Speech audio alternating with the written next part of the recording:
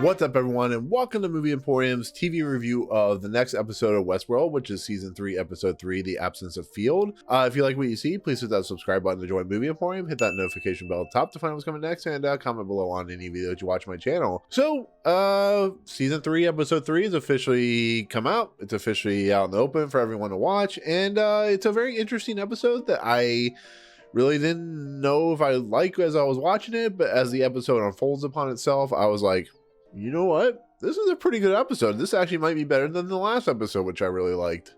And so this episode is directed by Amanda Marsalis and written by Denise Tay. And this actually brings us back Tessa Thompson back into the fold. She is finally given some real meat to the series, where we know she's died. Her physical form has died, and of course the Delores character, Evan Rachel Wood's character, has brought her back as a host, and she is basically put into Delos to basically run the company as we know she does in the series.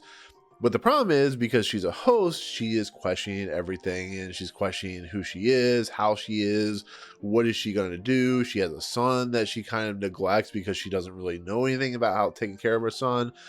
She has an ex-husband who's kind of like wondering what's going on. And on top of that, her son doesn't look at like Family Man or something like that, where when somebody becomes a different person, when that person becomes a different character, the kid kind of questions the reality of what's going on. So we have a character, this, Nathan kid, who's basically like, you're not my mommy, which is really fascinating. I always like when they do stories like that, where the character is like, the kid's like, who are you? I don't know you. You're not my real parent, blah, blah, blah, blah, blah. And it becomes like kind of like a way for the character to develop itself, especially the Charlotte character. And we see her character slowly start to become like who she was as, a strong-willed individual. But we're seeing her kind of go through the trials and tribulations. She's always trying to contact Delores to try and figure out how to deal with the situation, because she can't. She's doing the thing like the Michael Biehn character in The Abyss did, where she's like scratching her arms and she's putting like markings on her body and stuff like that. It's like really, really graphic. And it takes basically her almost getting like a reset and kind of getting Delores to get her kind of under control, that she starts to kind of really kind of put herself into perspective, into being who she is meant to and always will be, is a mom slash person of Delos. And that's a really fascinating thing to watch. And another kind of cool running theme in this episode is about trying to figure out your place in the world. But on top of that, we have Delos, who's the main company that was running Westworld and stuff like that. Somebody has been buying shares of the company, and therefore basically been taking a majority shareholder stake of the company itself to kind of expose who Delos is and so on and so forth. So of course Charlotte has to figure out who it is, and that leads of course into, spoiler alert, the Vincent Cassel character that we've learned is buying up all the stock because he wants dirt on the Delos people, the people that had gone to Westworld and all that stuff. He is basically a black market dealer, is at least what it's seeming like, because he's also using the Maeve character to basically stop the revolution that Delores is involved with, which is another part of this episode. But once again, Tessa Thompson has proven once again how good of an actor she is. This is like a fantastic look at her character. She is giving much more depth and reality to a character that was kind of a corporate schmo, or whatever you want to call it. And this is a way for her to give, a really in-depth look into a character that is just struggling to find reality and just struggling to find her place in the world now that she's a host and so on and so forth. Which also leads into the Delores character, where she is basically wanting, like as we know, to start a revolution. But she, of course, as we saw at the end of the first episode, she is kind of in trouble. She's lost a lot of, blood and stuff like that. But she is able to control the situation because Caleb is, of course, Aaron Paul's character, is trying to basically figure out his way in the world. It's all about figuring out. This is what's so fascinating about this episode, is they're trying to figure out places in the way and their places in their world. And Caleb, who is just so lost because his mom has schizophrenia and she left him when he was really, really young. She went to an insane asylum. And Delores, like Caleb, is a person that was kind of controlled, because we start learning about, I think it's called Rebhorn or something like that, where it's basically this societal matrix that is basically controlling what you do, what you say, who you are. So we're finding out that everything that's happened to Caleb is basically based off algorithms, based off control. And I find that really, really fascinating because, you know, Delores has always been that kind of subject matter in the Westworld universe where she has been under control. She has been played like an algorithm. She's finally able to escape. So therefore she's able to get, you know, the Caleb character to basically figure out and find his place in the world, because he's also under this, you know, the petty thief, and he works as a, you know, construction worker, and he has something better for himself. And there's a really kind of fascinating, really unique kind of take where she is able to basically read his life up to the point of when his mom left him, when she became schizophrenic. It was in that, you know, cafe or whatever, to the point where she can actually predict where he's going to kill himself or where he's going to die, which is on that pier.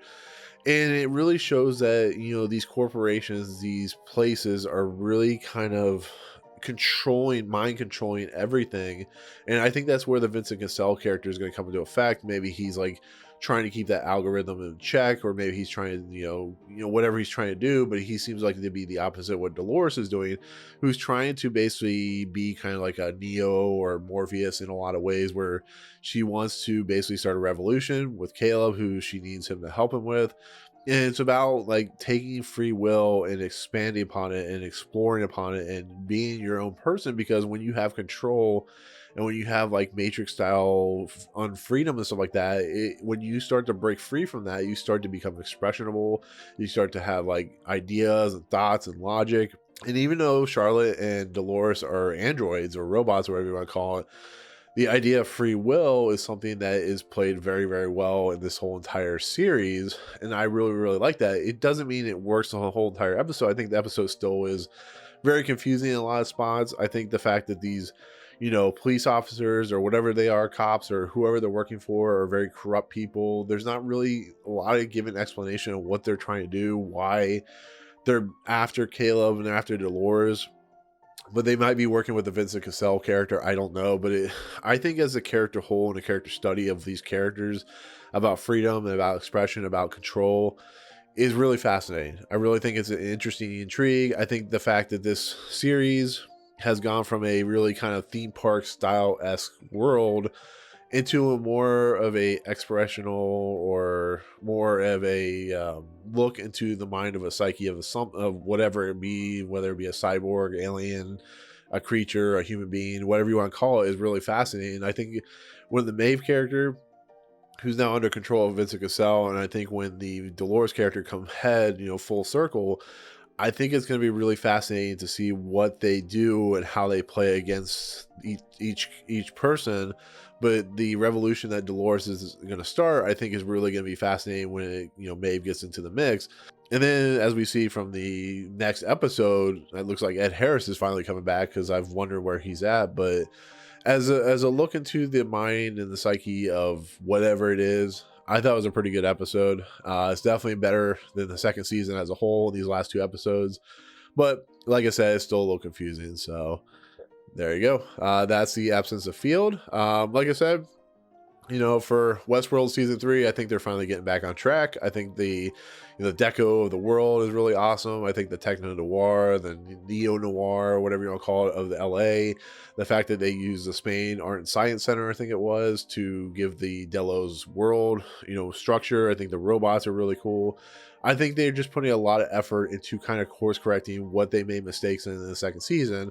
And I hope it keeps going on the trajectory it's going on, which is really fascinating as it is. So, yep. If I were to give it a ranking, I would give it another 8 out of 10. Like I said, if they had a little more kind of coherence with who was after them and why they're after them, I think I would like it as a 9 out of 10. But right now, I can give it an 8 out of 10. I think it's fascinating so far. So, but anyways, that's it. That's my take on the absence of field. Let me know in the comments below what you think of the episode. Did you like it? Did you not like it? What do you think about this compared to first season, second season, so on and so forth? Would you put this high up there like in the first season? Would you are you as confused as I can be sometimes with these episodes? Let me know. But otherwise, we'll see you guys on episode 4 in a week. Peace out. What's up, guys? Thank you so much for checking out Movie Emporium. I really appreciate it. If you want to, go ahead and hit the subscribe button. Hit the notification button and the bell at the top. Find out what's coming next for Movie Emporium. Also, check out these 2 videos. They're amazing. I think they're awesome. I think you'll enjoy them too. But otherwise, thank you so much for watching, guys. We'll see you next time.